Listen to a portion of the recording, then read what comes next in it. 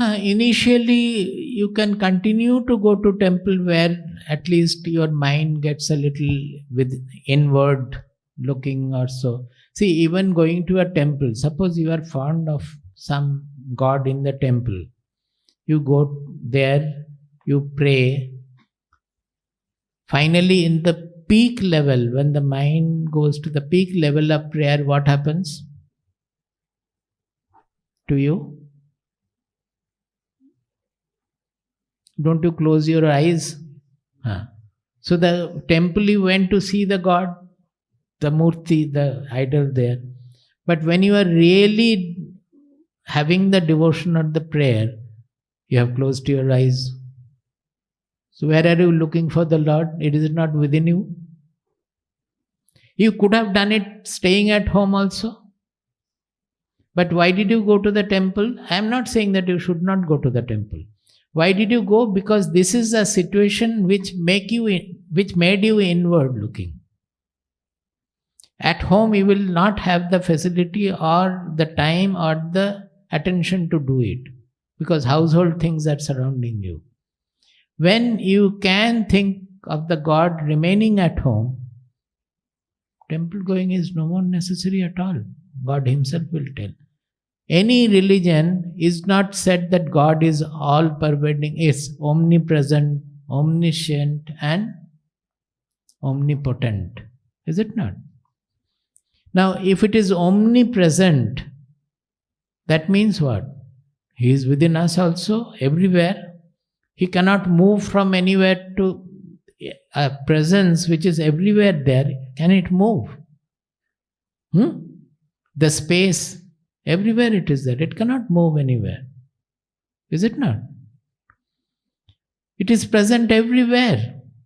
But we forget that when we find God only in the idol. So the one major characteristic of the God we are forgetting when we are finding God only in the idol, not anywhere else. Actually, we are supposed to find God everywhere. Second point is God is omniscient. He knows everything. Then do you need to pray before such a God? Before you pray, He knows what is in your mind. Why do you have to pray? God knows everything. He knows your mind also. So why do you have to express your prayer?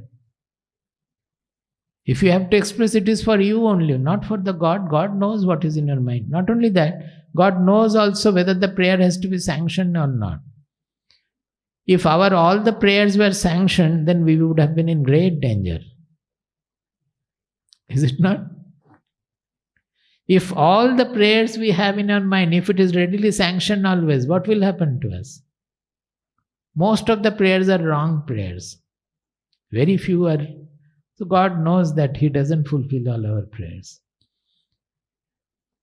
He is omnipotent. That means anything being done, everything God is doing. Then if everything is done by God, can we not accept whatever happens to my life? Why are we crying before Lord that give me this, give me that? Why did you do this? Why did you do that? It is all done by the God. Even if I have lost everything, that is also according to the will of the God. Is it not? So a real devotion, when it unfolds in our mind, all these things will become our pursuit. We will find God everywhere. We won't pray anymore, but we will talk to God. And we will accept anything happening in life. So whether you accept by knowing the truth or you accept by your devotion to the all omnipotent God, it doesn't matter at all. It is the acceptance in your mind that matters. If you need the prop of the God to bring in the acceptance, you use your God. There is no question of disharmony there. Thinking of the God, you do the acceptance. Otherwise, if you don't need God, you simply apply the acceptance button and accept everything. Are you able to get my point? Or it's all too foreign?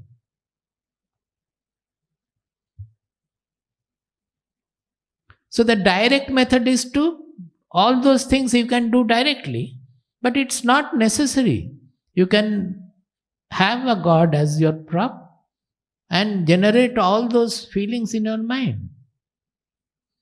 Non-expectation, desirelessness, because God is doing everything for you. Why should you worry? Everything, all those qualities will come out of devotion.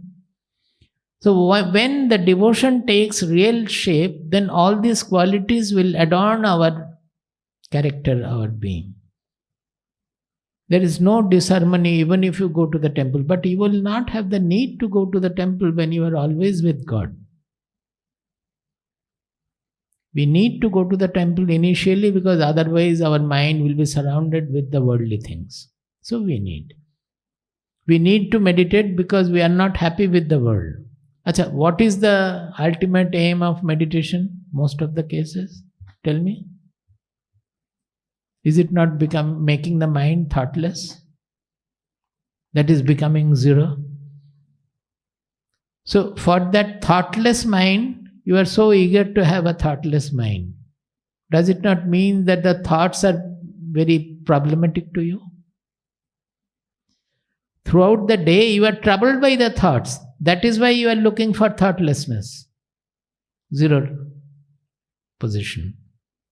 When the thoughts become very fulfilling, noble thoughts, good thoughts, embracing thoughts, loving thoughts, dispassionate thoughts, impersonal thoughts, you will be so happy with all the thoughts that you will never think of meditation. You will be happy with the thoughts. There is no need to meditate even.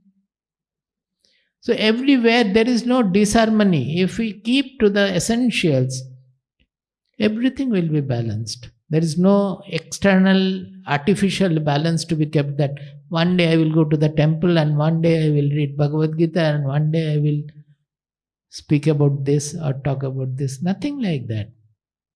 Everything is same. There is no bhakti marga, jnana marga, karma marga. People always ask. It's not that. A real seeker, a real devotee, all the margas will be together.